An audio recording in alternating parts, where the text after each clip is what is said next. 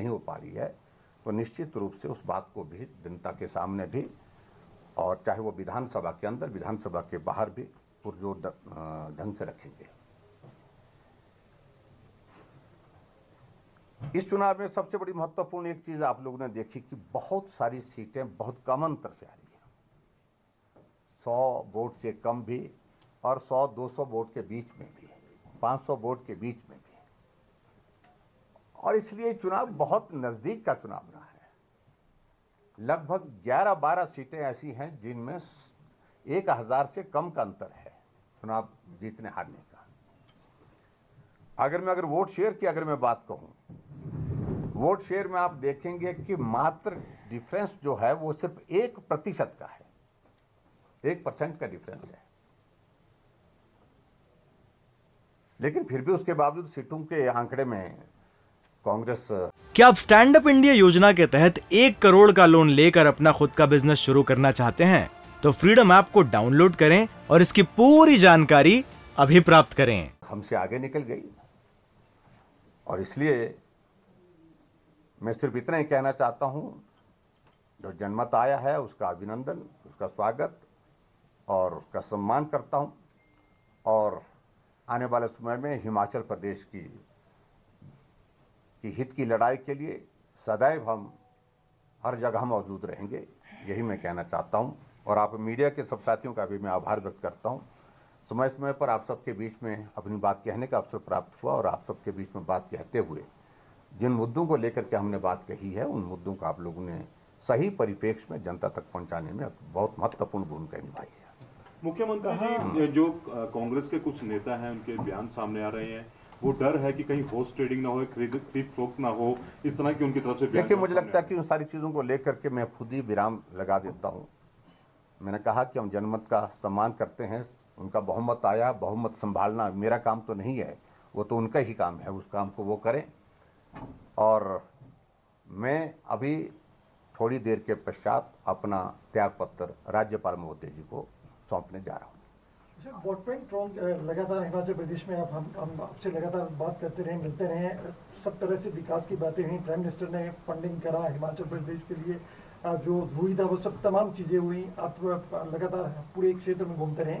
ऐसा क्या हुआ कि ये मार्जिन, ये जो आपकी लड़ाई थी वो उसमें पीछे रह गए? क्या आपको लगता है कि मैंने कहा कि देखिए, अगर वोट शेयर में देखेंगे 1%, देखिए बहुत कम अंतर से जी सारी चीज़ें जो है वो चुनाव को प्रभावित कर गई हैं। और इस सारी चीज़ के लिए हम विश्लेषण करेंगे, हम बैठेंगे, चर्चा करेंगे, और चर्चा करने के बाद फिर आने वाले समय में हम बेहतर कैसे कर सकते हैं। देखिए, भारतीय जनता पार्टी आज देश की नहीं दुनिया की सबसे बड़ी पार्टी है, इसलिए हमारा केंद्रीय नेतृत्व भी इस पर विश्लेषण करेगा, चर्चा करेगा, और उसके साथ साथ में हम सब लोग इस पर चर्चा करेंगे। मंडी में पार्टी ने बहुत बढ़िया परफॉर्म किया, 10 में से लगभग 9 सीटें अभी जो देख रहे हैं जीत रही हैं भाजपा।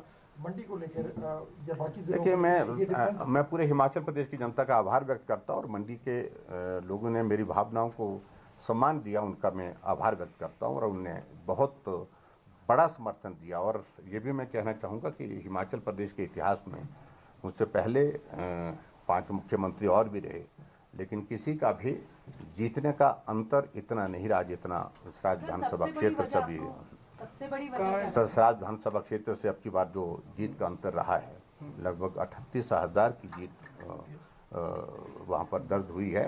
और इसलिए मैं समझता हूँ ये मेरा दायित्व बनता है कि मैं सराज विधानसभा क्षेत्र की जनता का, जिन्होंने मुझे बहुत स्नेह दिया, प्यार दिया, सहयोग दिया, और मैं वहाँ पर चुनाव की कैंपेन के दौरान बहुत कम जा पाया, नॉमिनेशन के लिए गया था, उसके बाद आधे घंटे के लिए 3 कार्यक्रम मैंने किए थे, और उसके बावजूद भी उन्होंने बहुत बड़ा समर्थन दिया। आज तक का सारा पिछला रिकॉर्ड सभी मुख्यमंत्री का तोड़ा। क्या ओपीएस एक बड़ा इशू रहा आपको लगता है? देखिए, इन सारी चीजों में हम देखिए, अब हम बिल्कुल तुरंत हम किसी निष्कर्ष पर नहीं जाएंगे।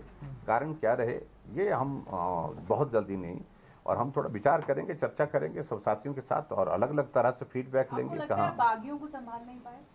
देखिए, मैंने कहा ना, कारण रहे, और कारण रहे हैं तो उन कारणों पर हम चर्चा करेंगे, चर्चा करने के बाद विचार करेंगे। पार्टी में इस तरह की चीज़ें आने वाले समय में ना मिल पाए और हम बेहतर ढंग से काम कर सकें हिमाचल प्रदेश में और पार्टी को सत्ता में लाने के लिए और भारतीय जनता पार्टी को मजबूत करने के लिए हम काम सर करते हैं। टिकट आवंटन में चूक हुई ऐसा कुछ? देखिए, मैं उस पर कुछ नहीं, मैंने कहा कि इन सारी चीजों का हम विश्लेषण करेंगे, उसके बाद देखेंगे। कांग्रेस बात कर रही है वो सारे एमएलए को लेके चंडीगढ़ जाएंगे। मुझे मालूम नहीं है क्या मजाक बना रखा है और ये परिहास का विषय बना हुआ है।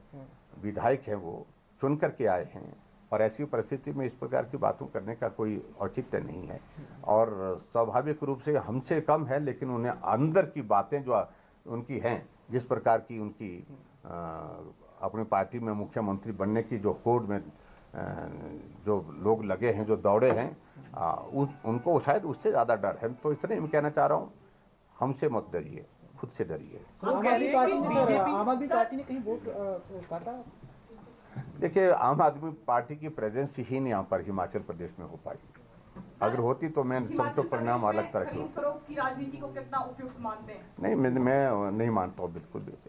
सर, गुजरात में लगातार बड़ी जीत हुई है, इसके ऊपर गुजरात को मैं बहुत बधाई देता हूँ, आदरणीय प्रधानमंत्री जी को और वहाँ के माननीय मुख्यमंत्री जी को और भूपेंद्र भाई जी को बहुत बहुत शुभकामनाएं। और गुजरात इतिहास बना करके 27 वर्षों का लंबा भारतीय जनता पार्टी के शासन के बाद 5 वर्ष के लिए और एक टर्म जो है वो जिस रूप में मिली है, उसके लिए मैं जयराम जी बधाई देता हूँ। आपने कहा कि जनादेश का आप सम्मान करते हैं, लेकिन भूपेश बघेल कह रहे हैं कि बीजेपी कुछ भी कर सकती है।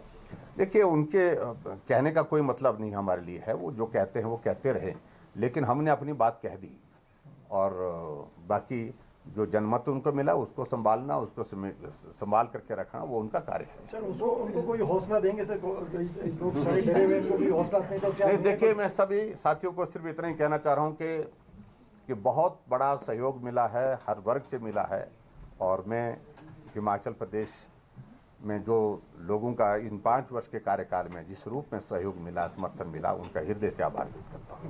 Thank you.